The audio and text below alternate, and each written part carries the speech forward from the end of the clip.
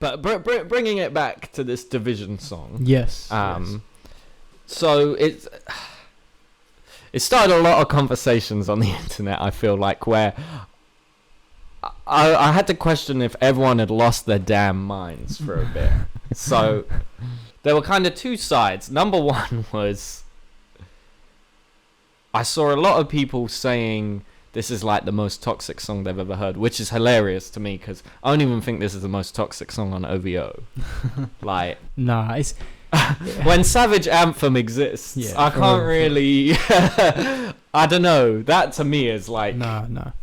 It's the pinnacle of toxicness. like you said, where it was controversial, you know, I think people are just there. Well, and then they get ahead of them a little bit. And I think the internet is just full of liars. Because all of us, so we were talking about how I haven't seen a lot of like Division talk online normally. All of a sudden, everyone's like, "Where's their old sound?" I'm like, bruv, where have you been? Where have all you people been all these years?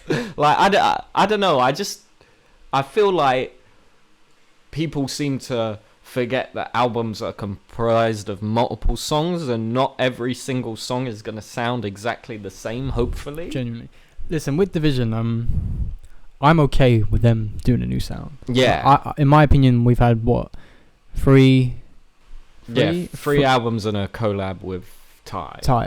I like, in my opinion, like 3 great R&B albums. Like just straight up old school R&B with like newer elements. Like it's not just straight up early 2000s R&B, but I'm happy with what we've got from them. Yeah. So I'm okay with them trying something new. Yeah, well, like, I'm okay with that. Even then, Division have always had like a toxic twist. You know what I mean? Like, there's always a couple of lines in there where it's like, oh, that's a bit of a wild thing to say.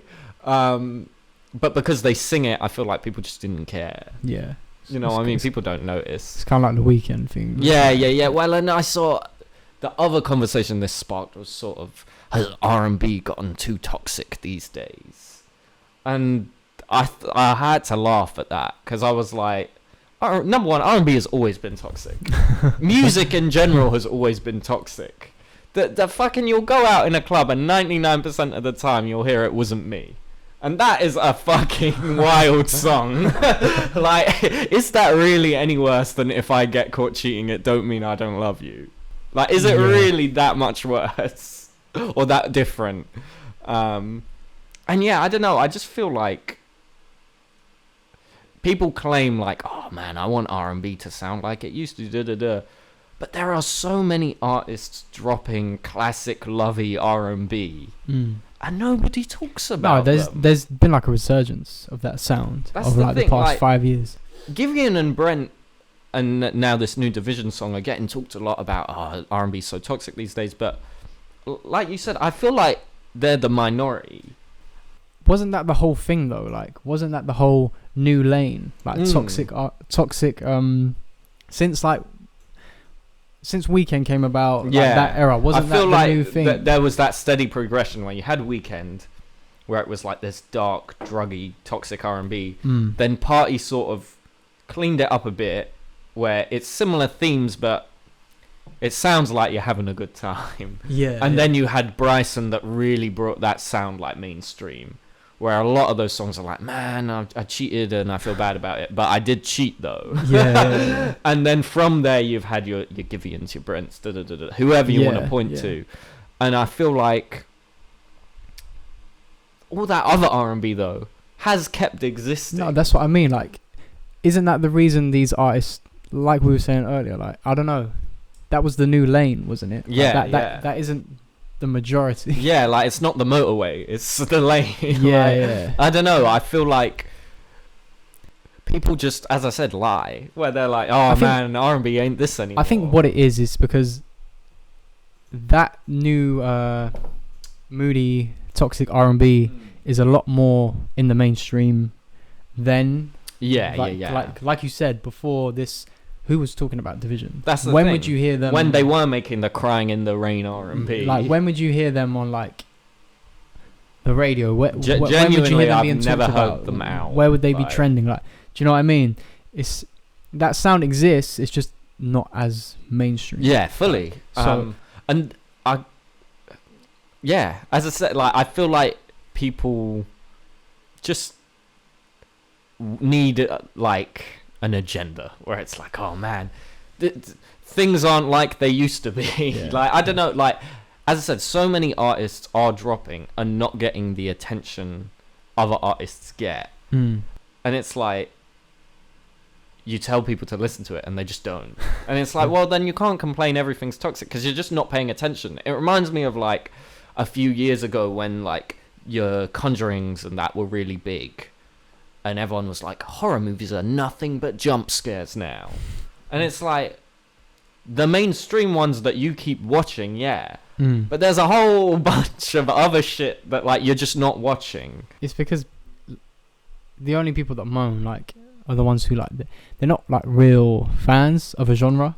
They just if it's not in the mainstream and it's not what they see and hear.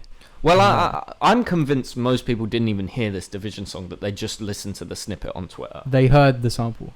That's what it was. They heard the hook and went, oh. Because I saw everyone suddenly saying Division can't sing, and I was like, bruv, I'll take a lot of slander. If you don't like the song, you don't like the song, that's cool. You know, that's totally, you know, what's the term? Where, like, it's up to you if you, you know, subjective, whether or not you like a song. But to argue like Division can't sing, like what are we doing? Like, come on, man! Like, really, Division? Like, I'll go listen to the line, and we can see if they can't sing or not. I don't know. And even at the end of the music video for this new song, they tease like a classic sounding Division song. So I was like, so what's the problem? Like, this is just the single. Yeah. Like, it's like if. It reminds me a bit of like P3, where people hear Not Nice and go, oh, Party changed his whole sound. It's exactly what that was. Because how many people on like social media like hate on P3 and say like, oh, it's like it's just not Party. Yeah, like, it's the island sound. Just like, but then when you sit down and listen to it song by song, like, come on. Yeah, like the majority are not that. It's Party next door. Like, yeah. Like the first P, like P1, 2, and 3, they all, it fits as like a trilogy of like. That's the thing. But you can't tell me. People just like to, like you say, they hear the mainstream thing, because people are talking about it. That's what it is. Yeah, fully. Like, and it's so outlandish it like warrants people to have an opinion. Where it's like, whoa. But like, it's good marketing. Yeah, absolutely. As I said, it is the perfect lead single. I like the song a bit more than you. I think it is quite catchy. If it came on in the club, I'd shake my head so people know I vigorously disagree with it. But I think it would be a fun like sound in the club. You know what I mean? It's the upbeat kind of thing. Whereas, like you said, I can't really say that about Division prior to this. No, I've never seen so many people talk about Division. Yeah, genuinely. Honestly. So like, it's again good marketing. Yeah, it's got people talking. Yeah, and I mean they came in with an absolute screamer for the Toxic Olympics. Yeah. I think they stole gold. Last minute, extra time. They came in, scored the penalty out of nowhere.